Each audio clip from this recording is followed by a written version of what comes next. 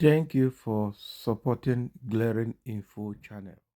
Hardship in the country, a group or coalition gives Tinubu 30 days deadline to reopen international borders. I tell you, Tinubu threatened Boa and Dangote cement to either crash the price or he will reopen border to import cement. And people are not after cement, people are after food. And in the same vein, he has vowed never to import food into Nigeria. And meanwhile, within Nigeria, the farmers cannot go to farm because of herdsmen attack. So where are we? Are you locking everybody in poverty and in anger? I mean in hunger. Does it make sense? It doesn't really make sense. It doesn't make sense. All right. So in the light of this, a group or coalition has come out now to give Tinubu 30 days ultimatum to open up international borders for food importation and several other things. At Abeokuta, the coalition of Ogun State Youth Forum, COSIF, has given President Bola Ahmed Tinubu 30-day deadline to reopen all international borders as part of measures to stimulate economic growth through increased trade and investment. The group also said the president should implement policies that will alleviate the pains of Nigerians orchestrated by hardship. The coalition, while making the call at a press conference in Abeokuta, the state capital, on Wednesday, said that the government must include the incorporation of non-state actors into the palliative committee to ensure a broader representation of the affected populace. Spokesperson of the COSIF, Femi Owoye, who spoke on behalf of the coalition, appealed to President Tinubu to launch a comprehensive health insurance initiative to include the provision of 1 year free coverage for all Nigerians to alleviate healthcare burdens. Now, the coalition also wants President Tinubu to institute a well-managed food bank system to ensure the equitable distribution of food resources, especially to vulnerable populations. Owoye said, "We must call your attention to the obvious hardship and agony of Nigerians under your watch. Crucial decisions must be made and implemented urgently to alleviate the pains of Nigerians. As the president and father of the nation, you must rise to your responsibilities and do more for Nigerians. Implement subsidies for public transportation and increase the availability of compressed natural gas buses to alleviate transportation costs. Introduce financial support programs and grants for small and medium-scale enterprises to stimulate economic growth and job creation," Owoye added. So the coalition, while commending Governor Dakpo Abiodun's commitment to the welfare of the people in the state, insisted that the governor must wake up to the plight of the residents who are grappling with the unfavorable economic realities. The coalition said, "We commend your leadership and commitment to the welfare of Ogun State.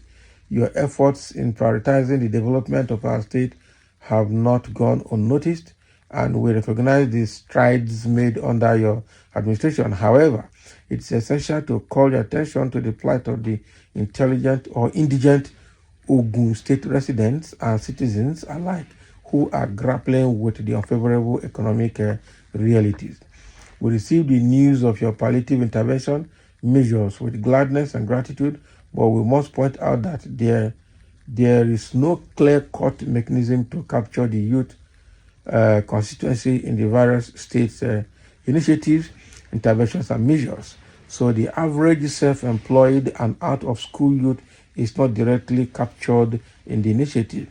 This is a huge lacuna that must be corrected immediately to avoid future complications. This can be effected by the creation of a truly youthful committee to see to this. Okay. So what is happening here now is that the coalition of Ogun Youth Forum, Ogun State Youth Forum, they have come together now to tell people to reopen border and to allow importation of everything that is needed, since we cannot produce, especially food. even machinery equipment, even cars, several household items, a lot of things that we cannot produce in Nigeria because of high cost of living, high cost of production, no security, and there's no money, no dollar to buy raw materials. Everything is crashing. Farmers cannot go to farm because of herders attack.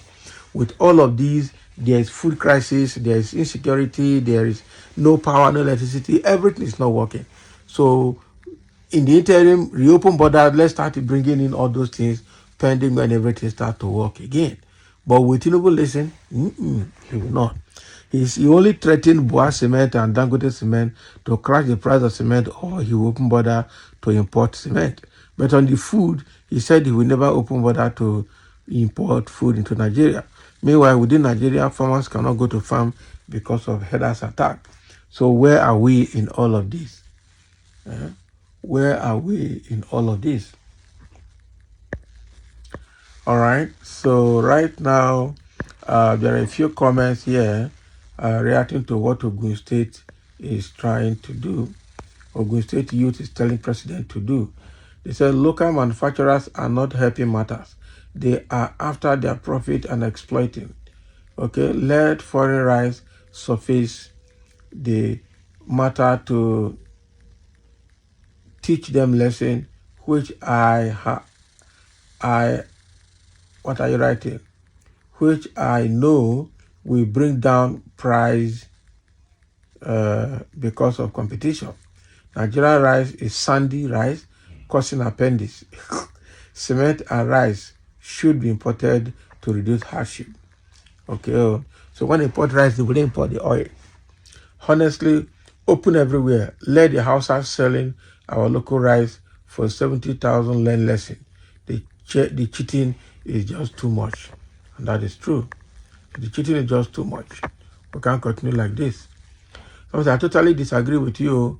For how long will Nigeria continue to import food to feed ourselves? Let us grow what we eat and stop to export employment to other countries while our youths are unemployed. God bless Nigeria. Well, that is your view. That's your take. Another person is saying, I used to share your point, but not now. Jonathan closed the borders on cement importation to encourage local production, grow the economy, and create employment. Where are we today? Buhari closed the borders on rice importation for the same good reason. But where are we today? How much is the cement and rice that are locally produced? State governors and rich individuals refuse to go into manufacturing and farming. So the few people manufacturing and farming are extorting the masses and enriching themselves. The best way to stop them is to open the borders for them to compete with foreign products. That way, excess will force the price down. Somebody say, for how long? For how long are we going to run importing food items? The way things are, we should open border, let things come in first while we stabilize our system. You can't just close border against everything. It's supposed to be done phase by phase, stage by stage. That is it. Do it stage by stage. Segment the implementation and do everything phase by phase. I always say, when insecurity has taken over the entire farmland and farmers have to pay bandits before they are allowed to go to their farms, how can you depend on their farm produce? It's not possible now. It's not possible. Can't depend on their farm produce. So thank you for listening. Let's have your comment. That is the comment we'll have, and the statement we'll have from the Ogun State Youth Forum, saying that, Tinubu should open border to alleviate the suffering of Nigerians.